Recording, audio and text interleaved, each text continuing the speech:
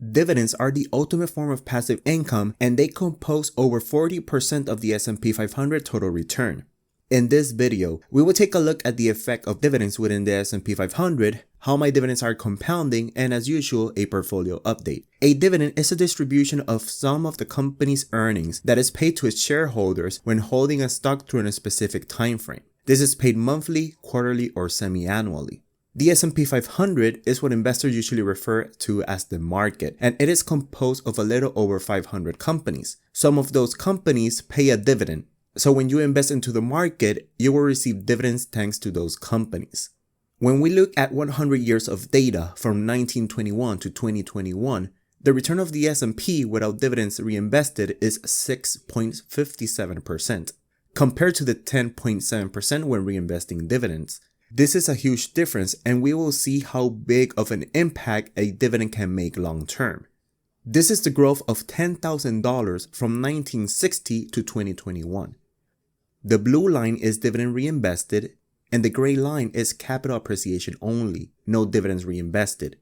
So at the end of 2021, with no dividends reinvested, it grew to $795,823. On the other hand, with dividend reinvested, it grew to $4.9 million. So the contribution of dividends to total return is very impactful.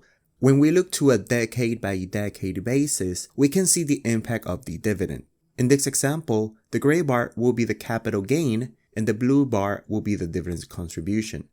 Year by year, we see different contributions amounts ranging from 67% to as low as 12%. In the year 2000s, no capital gains happened because the S&P returned negative returns for those 10 years. That's called the lost decade. Now, dividends were provided during that time frame. So even though returns were negative, the dividends were still paid. When taking into account all decades and taking an average out, we have that dividends contributed 40% of the total return of the S&P 500. Besides paid dividends on capital gains, there is something very important from dividends paid by well-established companies. They increase their dividend over time. Let's use Procter & Gamble as an example. PG has paid a dividend for 132 years consistently. And out of that, the last 66 years, the dividend has been increased year after year consistently. Let's use some of the dates as an example. Back in 1989, Procter & Gamble was paying 4 cents in dividends per share per quarter. Now in 2022, they are paying 91 cents per share per quarter. That's a significant increase over time. So besides capital gains and dividends reinvested, the dividends are also increased every year as long as the company continues to make revenue. Keep in mind that not all companies raise dividends and they are increased at different rates. Now, we all know that my style is dividend investing, and I've been doing it since 2020. In the following chart, we got 2020 in red, 2021 in yellow, and 2022 in blue. We can see that my very first dividend was received in March of 2020. And as time passes, the red bar grows month after month. The same with the yellow bar and the blue bar. Each month beats its previous year month, and that's the power of compounding. At the top, we see that 2020, I made $23.67 in dividends, then $90.55, and for this year, I have $67.86 with a projected $190.27. This is the amount that I will earn in 1 year with my current holdings.